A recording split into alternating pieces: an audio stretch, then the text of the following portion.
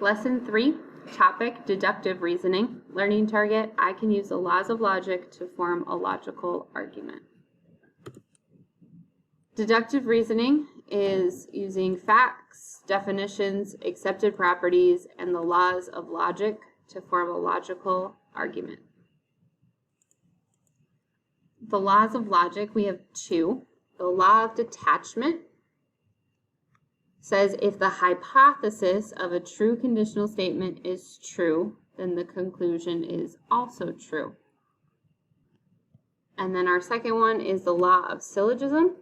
This one has like a crisscross pattern. So if we have hypothesis P and then conclusion Q, and then this conclusion Q becomes the hypothesis of the next statement, and then we have conclusion R, we can put the first hypothesis and the last conclusion together to make an if-then statement that is true because these two are the same thing.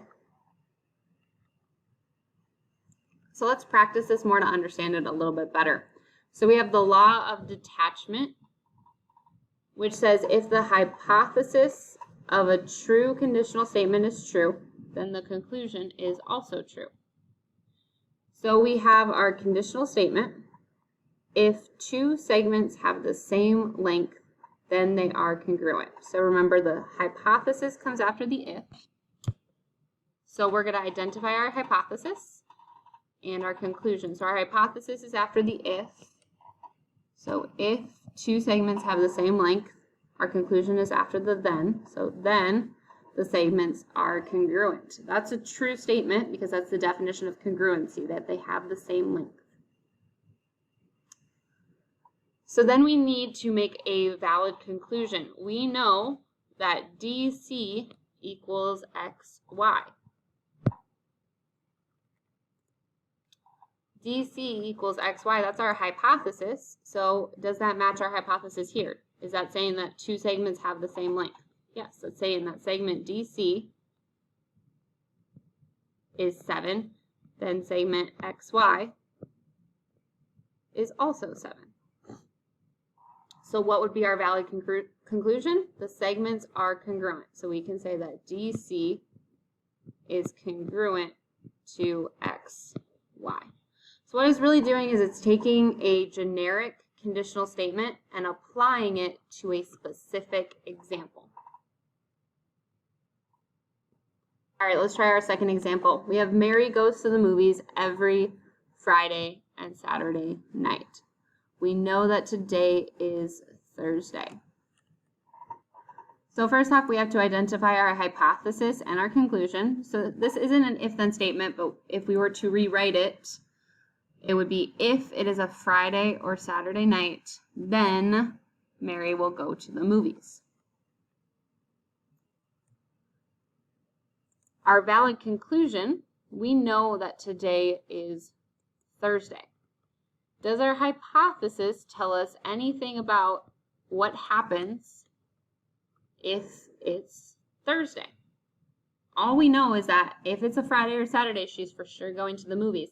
Since it's Thursday, she could go to the movies, she could not go to the movies. We don't know. So what we can say is no valid conclusion. Based off the information we have right now, we can't make a for sure statement saying what she will or will not do. So all we put is no valid conclusion. Our second law, the law of syllogism, remember has that crisscross pattern. So hypothesis P, conclusion Q. That Q becomes the next hypothesis. So we have hypothesis Q, conclusion R. And then we put that first hypothesis with the last conclusion. So, use the law of syllogism to make a valid conclusion. If Rick takes chemistry this year, that's our first hypothesis, then Jesse will be Rick's lab partner. If Jesse is Rick's lab partner, then Rick will get an A in chemistry. You see right here, Jesse will be Rick's lab partner is the same right there. We have that crisscross pattern. So that's your first step. Your first step is to identify that crisscross pattern. Please note you might have to rearrange. On this one we didn't. We see that crisscross pattern right there. It's nice in that same order as our example is in. So after we identify that crisscross pattern, we can write our valid conclusion. So we take the first hypothesis and we write it in our first box, and we say if Rick takes chemistry this year. And then we take our last conclusion and we say then Rick will get an A in chemistry. All right, here's your next example. If x squared is greater than 25, then x cubed is greater than 125. If x is greater than 5, then x squared is greater than 25.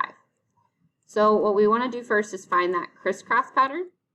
So we write out the two statements and we see what's the same. So I see that this piece is the same and this piece is the same. So this should make sense, because if x equals 5, then x squared would be 25 and x cubed would be 125. So if x is greater than 5, all of those values would need to be greater than. So then we find the two pieces that are different and we write them in our valid conclusion. If x is greater than 5, then x cubed is greater than 125. That's all the notes I have for you. Go ahead and move into your practice.